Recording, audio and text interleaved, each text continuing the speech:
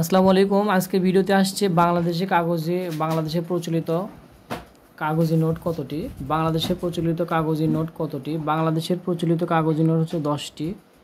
বাংলাদেশের প্রচলিত কাগজি নোট হচ্ছে 10টি। সেটা হলো দেখেন 1000 টাকা, তারপর হচ্ছে 500 টাকা, 200 টাকা, 100 টাকা, 50 টাকা, 20 টাকা, 10 টাকা, 5 টাকা, 2 টাকা, 1 টাকা।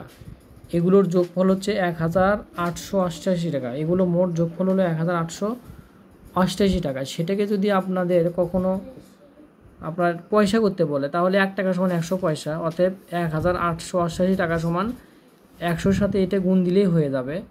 তাহলে 1888-র সাথে 2টা শূন্য দিলেই আমাদের পয়সা হয়ে যাবে।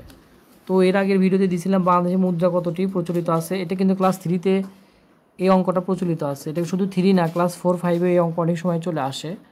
তো এই ভিডিওটা হলো এরকম, বাংলাদেশে প্রচলিত কাগজি নোট কতটি। বাংলাদেশের প্রচলিত কাগজি নোট 10টি। আমি আবারও বলি, কাগজি নোট 10টি। বাংলাদেশে প্রচলিত কাগজি নোট 10টি। 1000 টাকা, 1000 থেকে শুরু করতে হয়। 1000 টাকা, 500 টাকা, 200 টাকা, 100 টাকা, 50 টাকা, 20 টাকা, 10 টাকা, 5 টাকা, 2 টাকা, 1 টাকা। এগুলোর যোগফল হলে 1888 টাকা।